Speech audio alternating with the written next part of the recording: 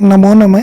Rajasthan board के पाठ्यक्रम पर आधारित राजस्थान के आधुनिक रचनाकारों के परिचय से संबंधित ये पाठ्यक्रम, जिसमें आप इस तरह के ऑब्जेक्टिव प्रश्न पर आधारित अभ्यास भी करेंगे। साथ में ही जो राजस्थान बोर्ड की पाठ्य पुस्तक है उस पर आधारित, जैसे स्वर्णकाक, ये पाठ कहाँ से लिया गया है, इनके रचनाकार कौन से हैं, कौन सी कथा संग्रह से लिया गया है, इस तरह के जो प्रश्न हैं उन्हें हम देखेंगे। इस हेतु परीक्षार्थियों के लिए वरदान स्वरूप सानिध्यम, जी हाँ, अच्छी तरह से ध्यान दें, सानिध्यम, इस प्रतियोगी मार्गदर्शिका के आधार पर हम ऑब्जेक्टिव प्रश्नों का समाधान करेंगे, चर्चा करेंगे, विस्तृत व्याख्यान करेंगे, अभ्यास करेंगे। साथ ही साथ जो पाठ्यपुस्तक राजस्थान माध्यमिक शिक्षा बोर्ड में प्रचलित हैं, गत सत्र की हैं, उन पर या उनके पाठों में जो राजस्थान के आधुनिक रचनाकारों का परिचय और कृतित्व दिया गया है, उसके तहत श्री पद्म शास्त्री जी द्वारा जो विरचित 10 के लगभग कृतियां हैं उन पर चर्चा करेंगे। तो आपको आशा करता हूँ ये पाठ आपको बहुत ही अच्छा लगेगा और इस पाठ को आप बड़ी तल्लीनता से, क्योंकि अभी आपके पास समय भी है और इसको अच्छी तरह से आप देखेंगे। और अगर आप चाहेंगे कमेंट बॉक्स में आप मुझे लिखेंगे।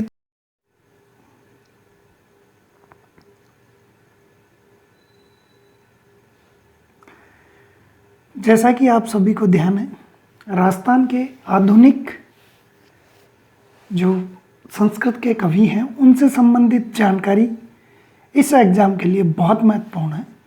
तो आइए, जो पाठ्यक्रम इस परीक्षा के लिए निर्धारित किया गया है उसके अनुसार पूर्ववर्ती गत सत्र की जो परीक्षा, जो पाठ्यपुस्तकें थी, उनके आधार पर आपका जो पेपर है वह निर्धारित किया जाएगा। और इसमें राजस्थान के जो कवि हैं उनसे संबंधित जो पाठ हैं उनके बारे में अपन जानकारी लेंगे। इस वीडियो में हम क्या क्या करने जा रहे हैं, इस वीडियो में एक प्रस्तावना के स्वरूप पद्म शास्त्री जी के द्वारा विरचित 7 जो रचनाएं हैं उनके बारे में जानकारी लेंगे।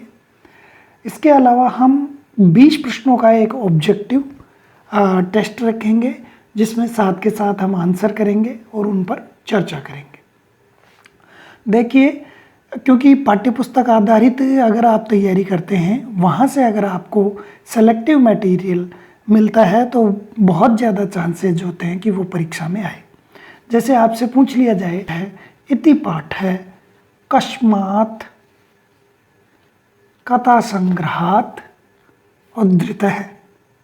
तो एक आपने अच्छी तैयारी की, लेकिन स्वर्ण का किसी कथा संग्रह का एक भाग है और वो कहाँ से लिया गया है, तो ये बहुत बड़ी बात हो जाती है कि हम जो तैयारी कर रहे हैं वो तैयारी अच्छी भी होनी जरूरी है, सेलेक्टिव भी होनी जरूरी है। तो स्वर्णकाक विश्व कथा शतकम नामक जो कथा ग्रंथ है उससे लिया गया है। जी हाँ दोस्तों, और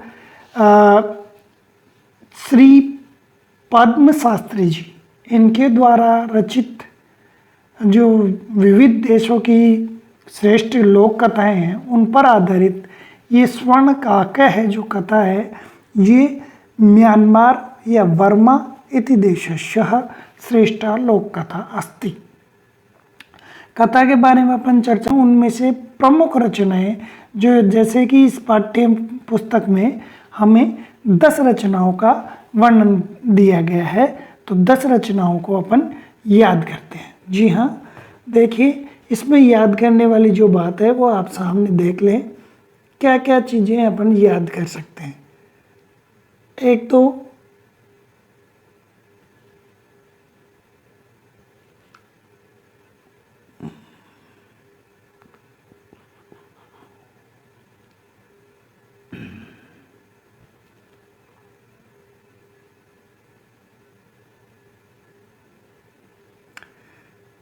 ध्यान दे, पद्म शास्त्री जी, श्री पद्म शास्त्री जी, आपके द्वारा जो विरचित कौन सा है, विश्व कथा शतकम, और इससे जो लिया गया पाठ उसका क्या नाम था, स्वर्ण काव्य, स्वर्ण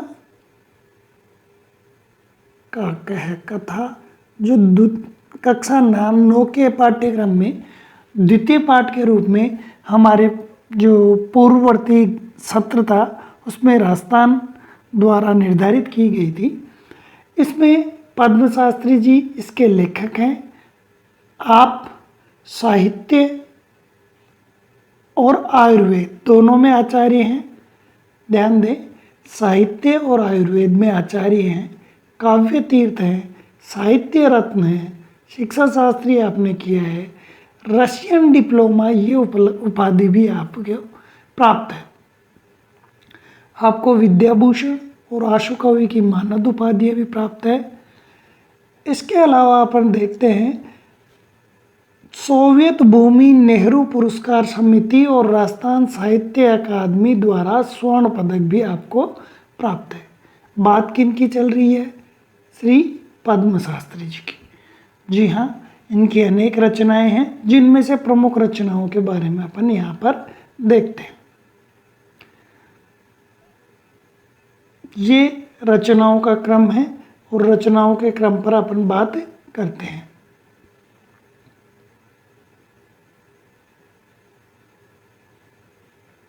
आपकी स्क्रीन पर अच्छी तरह से आपको दिखाई दे रहा होगा। पहली जो रचना है सिनेमा शतकम, ललिनामृतम महाकाव्यम। बहुत इंपॉर्टेंट प्रश्न है, ललिनामृतम महाकाव्यम।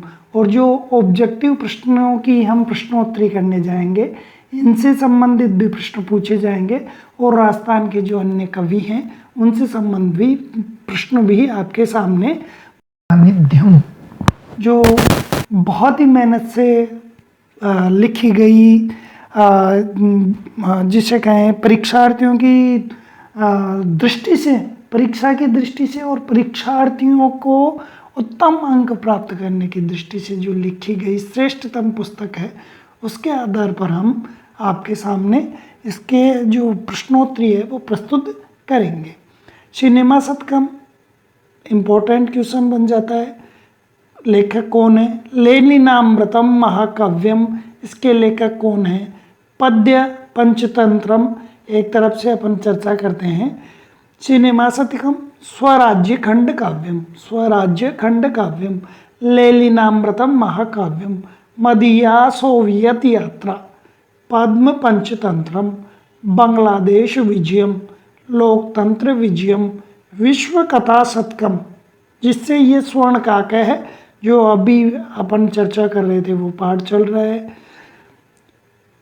चाय शतकम और महावीर चरितम, पुनः ध्यान दें, महावीर चरितामृतम, महावीर चरितामृतम, महावीर चरितामृतम, ये सभी इसी की रचनाएं हैं। इन जो रचनाओं को अगर आपने याद कर लिया तो ये निश्चित मानिए कि इस परीक्षा में राजस्थान के जो कवि हैं उनसे संबंधित जो प्रश्न बन रहे हैं वो प्रश्न आप निश्चित रूप से हल करने के लिए सक्षम है। आइए मैं आपको जो आपके लिए ही श्रेष्ठतम तरीके से, शायद मेरे हिसाब से संस्कृत की जितनी भी आपकी गाइडें उपलब्ध हुई हैं उन गाइडों में सर्वोत्कृष्ट, जिसमें हिंदी में आपको समझाया गया है और जैसा कि रीट में प्रश्नोत्तर आते हैं उसी तरीके से संस्कृत में प्रश्न उत्तर किए गए हैं। उसके आधार पर एक श्रृंखला आपके सामने मैं प्रस्तुत कर रहा हूँ। आशा है आप इससे अपने जो अंक प्राप्ति है उसमें उत्तरोत्तर आप विकास करेंगे और आपको ये बहुत अच्छा मार्गदर्शन मिलेगा। सानिध्यम नाम से जो पाठ, जिसे कहें आपकी मार्ग निर्देशिका, जो बाज़ार में सर्वत्र उपलब्ध है, इसमें सबसे बड़ी बात यह है कि इसमें जितने भी प्रश्न जो आपको अभ्यासार्थ दिए हैं वो संस्कृत में दिए गए। जी हाँ, तो आप इसलिए इसके जो प्रश्न हैं उनका स्तर आप देखिए और फिर आप खुद महसूस करेंगे कि आपको इसकी कितनी आवश्यकता है? लीजिए, राजस्थान संस्कृत साहित्यकार, राजस्थान के संस्कृत साहित्यकार हैं, उन पर प्रश्न करते हैं। प्रथम प्रश्न आपकी स्क्रीन पर, शिशुपाल वधम महाकाव्यस्य प्रणेता अस्ति।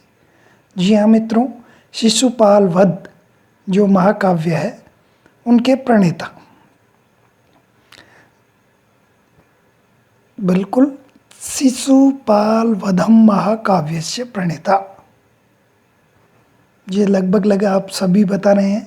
माघ इसके प्रणेता हैं। भीनमाल जालोर, भिन्नमाल जिसको कि श्रीमाल भी कहा जाता है, भिन्नमाल से अपर नाम किम? श्रीमाल है, श्रीमाल है। यहाँ के ये वास्तव्य यानी निवासी हैं। कौन? माघ, भीनमाल या श्रीमाल के निवासी हैं। भिन्नमाल जरूरी नहीं, संस्कृत के पेपर में श्रीमाल भी लिखा हुआ आ सकता है, इसलिए आप कंफ्यूज ना हो। भिन्नमाल या श्रीमाल एक ही जगह का नाम है। शिशुपाल वधम इति काव्य महाकाव्यस्य प्रणेता अस्ति। अब सबसे बड़ी बात, अगर आप संस्कृत में ही प्रश्नों का अभ्यास करते हैं तो जो गलतियां आप हिंदी में अभ्यास करने के बाद में संस्कृत में उत्तर देते हैं उसमें होती हैं, वो गलतियां होने की संभावना नगण्य हो जाती। प्रथम प्रश्न अपन ने कर लिया है, उत्तर हो गया है माघ। द्वितीय प्रश्न की तरफ अपन ध्यान देते हैं। अभिनव बाण है, अभिनव बाण है। बाणभट्ट कौन थे? गद्य सम्राट, गद्यम कविनाम निक्षम वदंती, गद्य सम्राट बाणभट्ट थे। और अभिनव बाण है यानी नवीन बाण, इस उपाधि से विभूषित कौन कवि हैं? अत्यल्प आयु में आपका यश सर्वत्र प्रसारित हुआ। जयपुर से आप बिलोंग करते हैं और आप संस्कृत के प्रथम आधुनिक उपन्यासकार के रूप में भी जाने जाते हैं। शिवराज विजयम, जी हाँ, शिवराज विजयम आपकी रचना है। तो अभिनव बाण इस जो उपाधि है, इससे शिवराज विजयम, इनके जो लेखक हैं, शिवराज विजयम, इनके जो लेखक हैं उनका नाम पूछा जा रहा है, उनको ये उपाधि मिली थी। तो क्योंकि आप सभी जानते हैं कि अंबिका दत्त व्यास, अंबिका दत्त व्यास जिन्होंने अत्यल्प आयु में संस्कृत जगत में अपनी अद्वितीय जो योगदान के द्वारा सभी को ऋणी बना लिया है, अभिनव बाण उपाधि अंबिका दत्त व्यास जी को दी गई थी। जी हाँ मित्रों, अगले प्रश्न की तरफ चलें। शतावधानिकम, शतावधानिक, शतावधानिक यानी 100, एक समय विशेष में 100 जो रचनाएं कर सकें, घटिका शतकम उनको कहा जाता है। शतावधानिक का अर्थ हुआ आपने कोई 100 नाम बता दिए। जैसे आप कहीं किसी समारोह में गए, वहाँ आप मैंने बीच से किसी अलग अलग व्यक्तियों को खड़ा किया और पहले व्यक्ति का नाम कुछ अलग, दूसरे का अलग, तीसरे का अलग, चौथे का अलग, पांचवा का अलग, आपने 100 नाम सुने और फिर उसी क्रम से उन व्यक्तियों को पहचानते हुए आपने 100 के नाम वापस बता दिए। तो इसको कहा गया शतावधानिक, यानी 100 तक की कोई भी प्रश्नोत्तर हैं उनको अवधान करना, उनको ग्रहण करना, उनको याद करना, ये किस कवि की उपाधि थी। और उपाधि यूँ ही नहीं थी भाई, उपाधि किस कारण से मिली थी? उपाधि मिलने का कारण था कि आप में इतनी योग्यता थी। अभिनव बाण के बारे में अपन पढ़ चुके हैं, अंबिका दत्त व्यास। और शतावधानिक समझ में आपको आ गया, अब इससे आप कंफ्यूज नहीं होंगे। 100 प्रश्नों को, अगर किसी ने 100 प्रश्न पूछे हैं अलग अलग व्यक्तियों ने या एक व्यक्ति ने, उन प्रश्नों का फिर एक साथ क्रम से उसी क्रम में उत्तर देना, ये कौन से कवि की उपाधि थी? तो ये भी अंबिका दत्त व्यास की उपाधि है। तो ये बहुत इम्पोर्टेंट क्वेश्चन है और जिस बारे में अपन पहले ही चर्चा कर रहे हैं। प्रथम ऐतिहासिक उपन्यास, प्रथम ऐतिहासिक उपन्यास शिवराज विजयम है। और इनके लेखक कौन है शिवराज विजयम के? अंबिका दत्त व्यास, अंबिका दत्त व्यास। ध्यान दें, अभिनव बाण अंबिका दत्त व्यास, शतावधानिक अंबिका दत्त व्यास, जयपुर निवासी अंबिका दत्त व्यास, शिवराज विजयम, इसके लेखक अंबिका दत्त व्यास। प्रथम ऐतिहासिक उपन्यास जो शिवराज विजयम है, इनके लेखक अंबिका दत्त व्यास। बिल्कुल मित्रों, अगले प्रश्न की तरफ चल रहे हैं।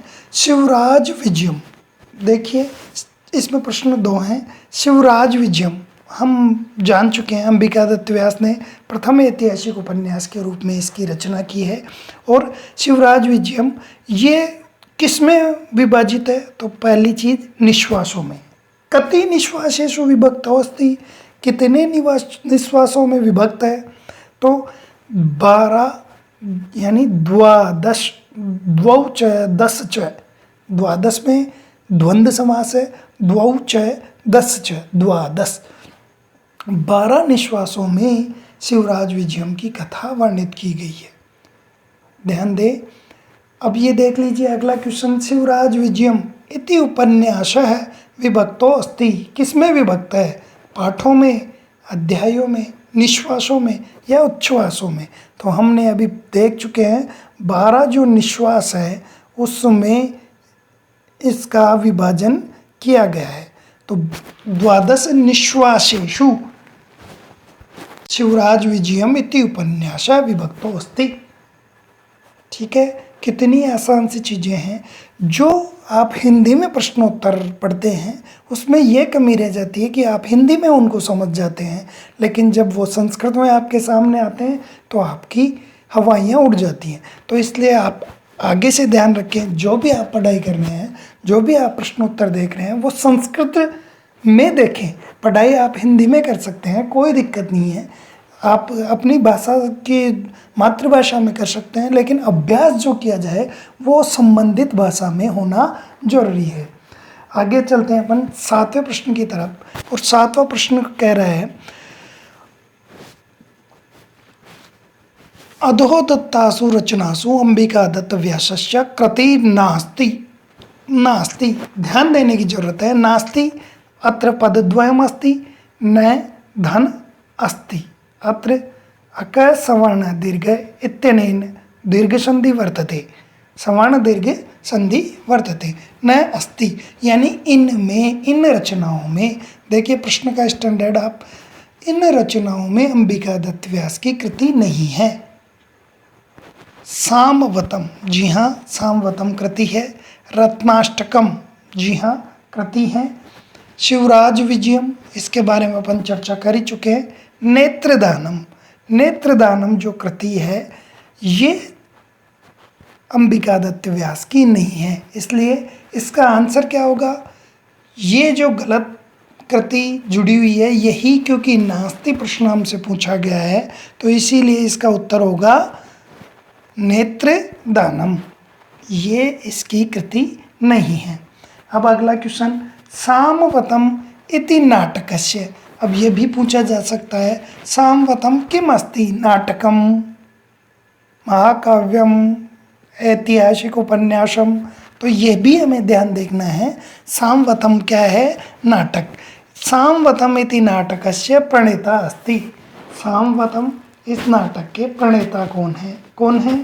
पंडित अंबिका दत्त व्यास है, जिनको शतावधानिक